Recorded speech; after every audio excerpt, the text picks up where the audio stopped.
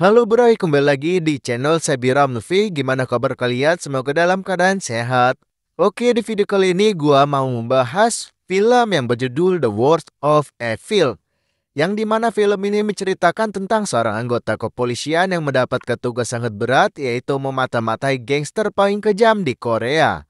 Nah, bagaimanakah keseruan cerita filmnya? Ini dia filmnya. Film diawali dengan sepasang suami istri yang merupakan seorang anggota dari pihak kepolisian. Suaminya bernama Junmo yang hanya bertugas di wilayah distrik Korea, tepatnya di pedesaan.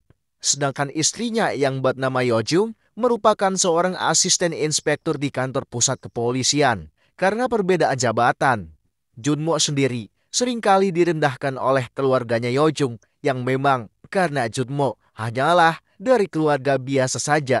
Sedangkan Yojung keluarga yang dianggap sejahtera dengan pangkat yang dimiliki dan juga ayahnya yang sebagai mantan kepala kepolisian.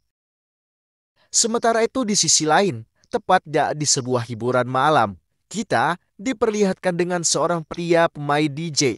Dirinya sebut saja bernama Gicholo yang dikenal sebagai seorang pria yang jago dalam bela diri termasuk tawuran saat masa SMA-nya dulu. Sehingga karena keberaniannya itu dan bakat yang ia miliki, ia pun didatangi oleh seorang ketua gangster. Sebut saja bernama Ketua Jang. Dirinya lah yang memegang kekuasaan penuh di daerah itu. Di sini ia datang bertujuan untuk menawarkan Gichol bekerja dengannya. Dengan dijanjikan sebuah kekuasaan di wilayahnya, Gichol tentu tertarik dengan tawaran itu. 뭐 이런 거 할까? 에?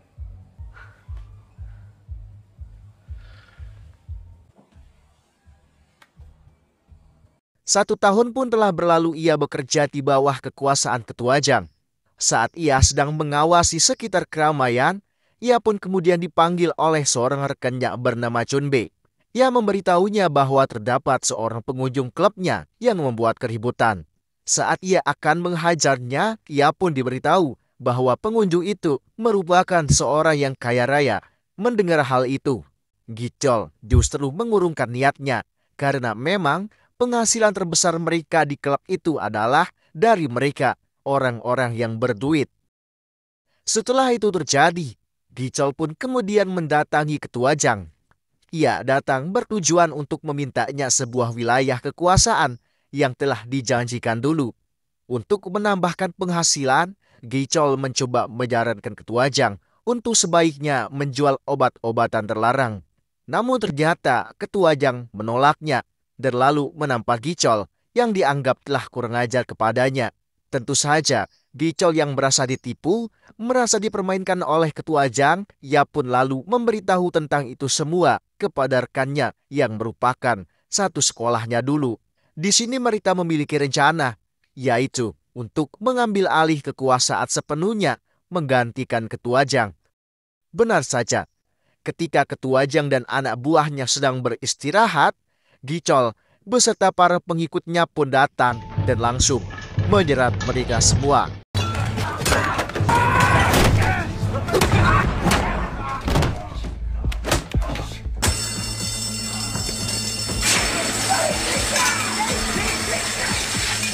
Mereka pun tentu unggul dalam pertempuran itu. Dengan dibekali senjata, Gichol beserta pengikutnya lebih mudah menumbangkan kelompok Ketua Jang.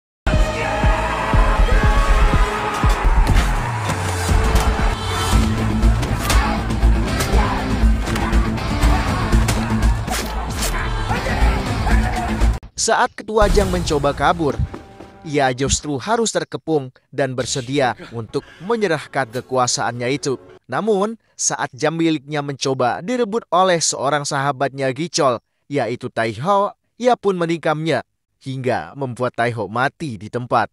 Gichol pun tentu tak terima dengan itu semua dan lalu kembali mengambil pisau untuk membunuh Ketua Jang.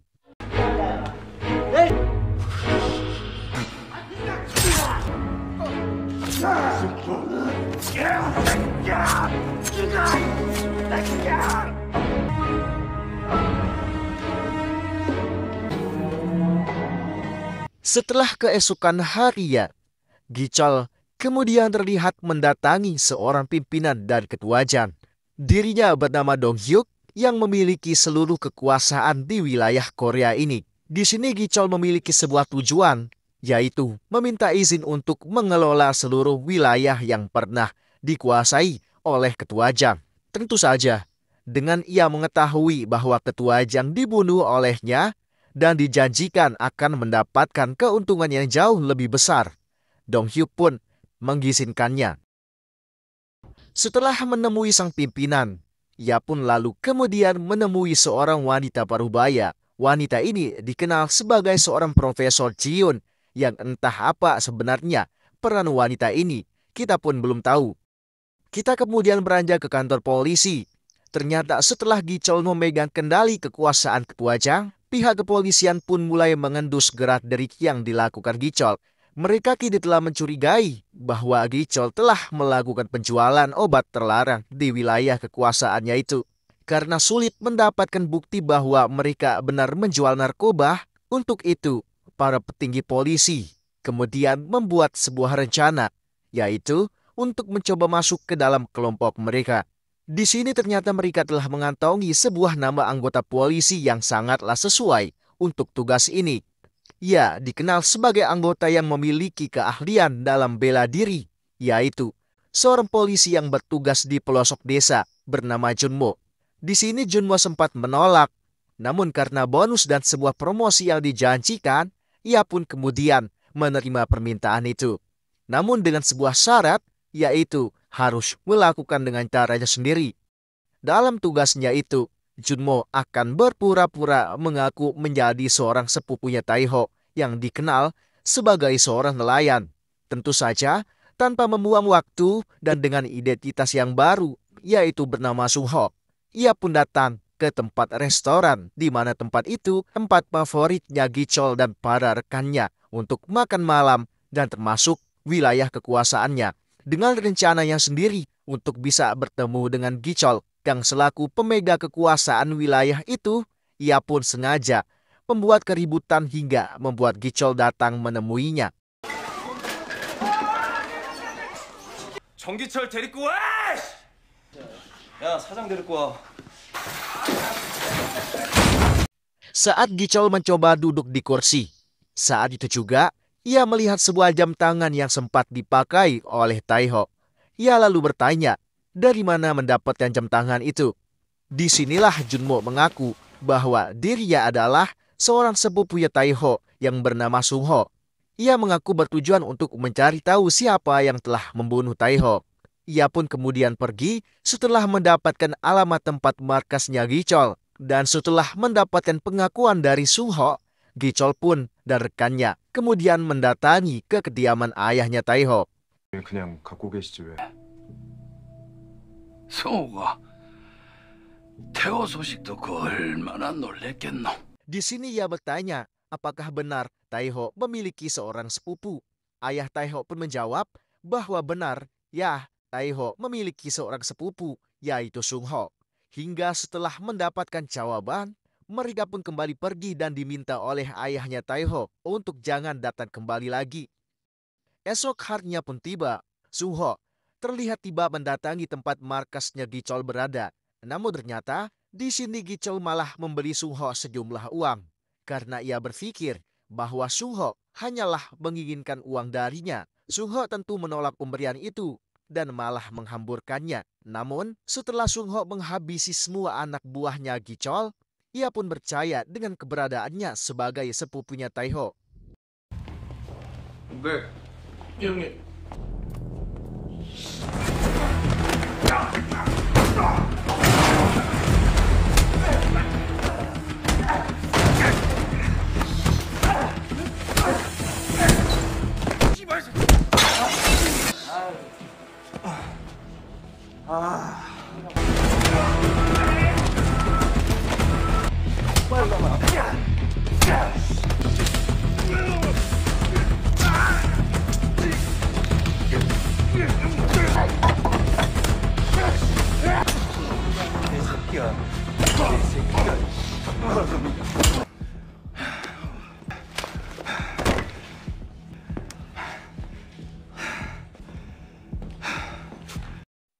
Sementara itu di sisi lain, salah seorang dari rekannya Gichol bernama Haisang pun terlihat mendatangi seorang pria yang merupakan mantan tangan kanan dari Ketua Jang dulu. Dirinya bernama Hando yang diajak oleh Haisang untuk bekerja sama merebut kembali kekuasaan yang dipegang oleh Gichol. Tentu saja, tanpa pikir panjang, Hando setuju dengan kerjasama itu.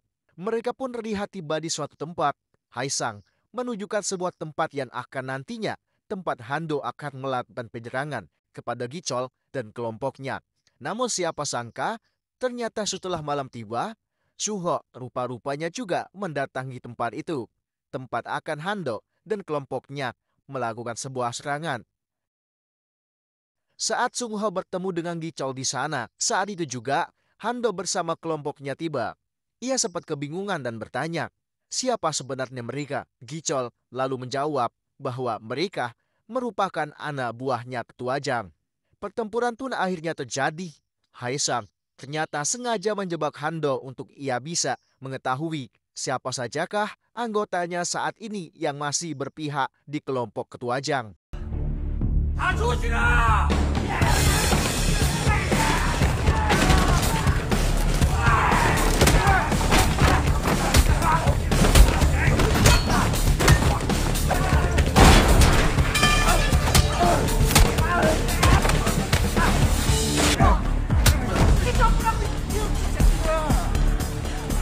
Dalam pertempuran itu, Hando yang hanya menggunakan tangan kosong pun tentu harus terkalahkan oleh mereka.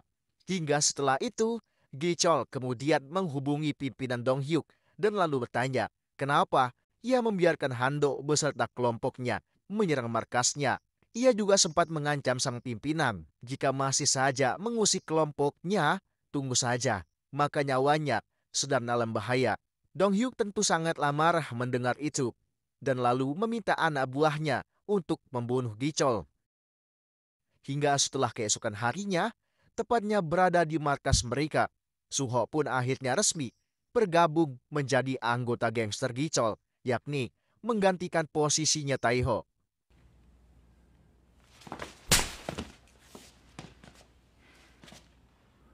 이제부터 우리 막내니까 잘 챙겨줘라. 박수.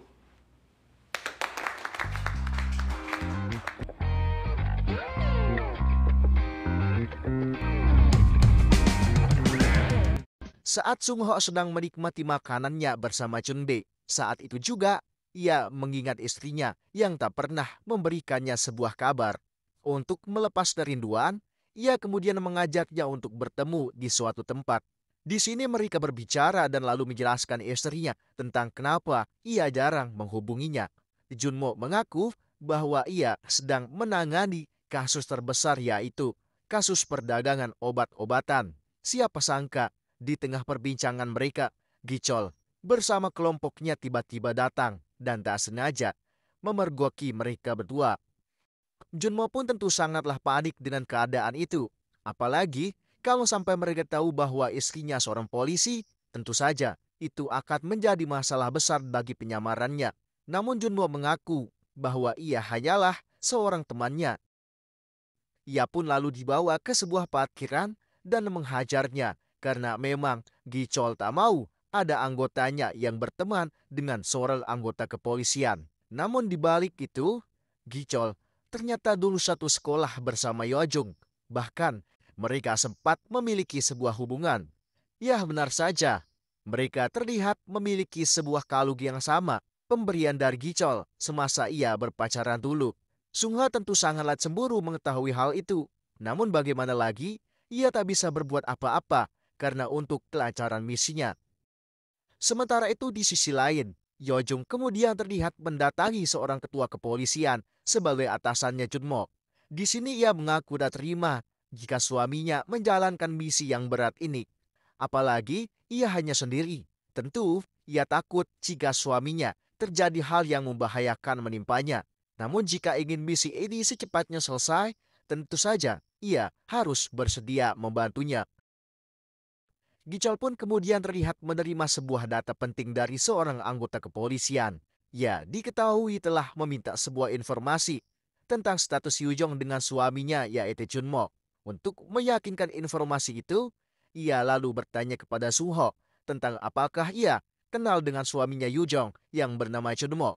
Tentu saja, mendengar namanya disebut, ia sangatlah panik dan bersiap untuk menyerang jika identitas aslinya terbongkar. Namun setelah ia membuka data tersebut, ternyata identitas foto itu telah digantikan dengan foto orang lain, yaitu atasannya sendiri. Sung Ho pun terlihat berada di markasnya bersama anggota polisi yang lain. Untuk bisa mendekati Gichol dan mengambil perhatian darinya, Sung Ho beserta polisi lainnya berencana untuk melakukan penyerangan. Saat Gichol tak lagi bersama kelompoknya, tentu saja tanpa menunggu waktu yang lama, malam itu juga Sung Ho beserta anggotanya pun datang di tempat Gichol dan langsung menyerang tempatnya.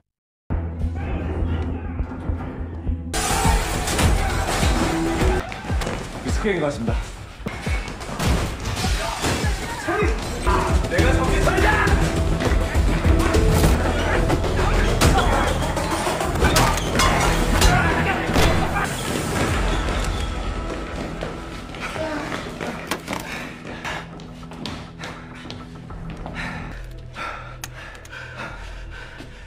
괜찮냐? 괜찮습니까? 예. Akibat dari serangan itu, Sung Ho yang menjadi penyelamat Gichol pun akhirnya diangkat menjadi seorang pengawal pribadinya, yang tentu itulah tujuan dari rencana mereka untuk bisa menjadikan Sung Ho orang kepercayaan Gichol. Setelah keesokan harinya, mereka pun terlihat berada di rumah sakit yang berencana untuk datang menjenguk ibunya Yujong. Tentu saja Sung Ho menolak karena yang dimaksud adalah mertuanya sendiri dan pasti penyamarannya terbongkar jika ia bertemu dengan mertuanya. Saat Gichol sibuk menemani ibunya Yujong, ia lalu mendapatkan sebuah telepon dari seorang pria yang merupakan seorang ketua gangster Yakuza di Jepang. Pria ini bernama Hajimoto yang merupakan mitra bisnis dari Dong Hyuk. Ia menelpon Gichol untuk memberitahu bahwa Dong Hyuk memiliki sebuah rencana, yaitu akan membunuhnya. Mengetahui hal itu, Gichol pun meminta Hajimoto untuk membunuhnya terlebih dahulu. 저는 기철이를 죽이겠다고 이 개새끼야. 얘 일본 사람이라 우리 말을 몰라.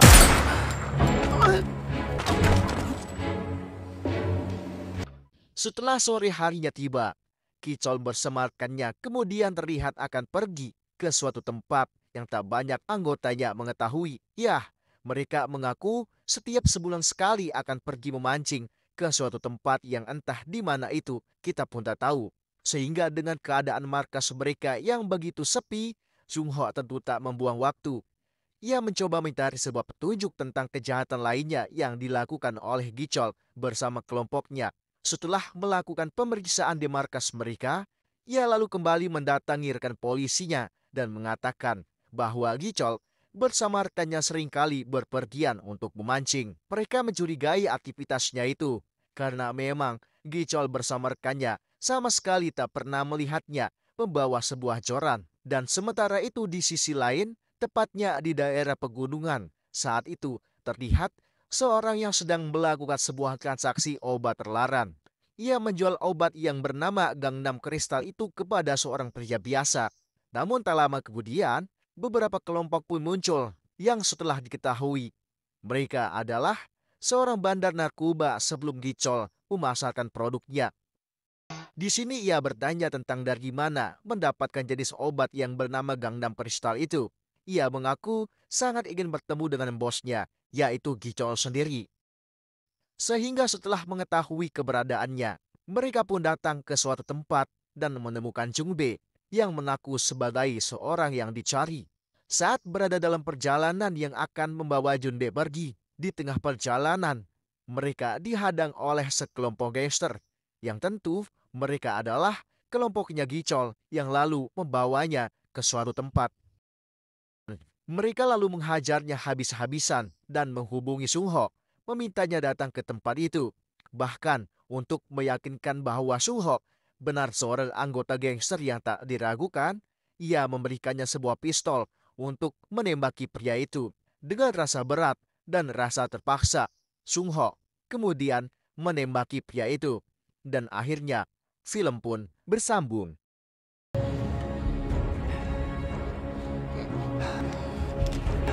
쏴!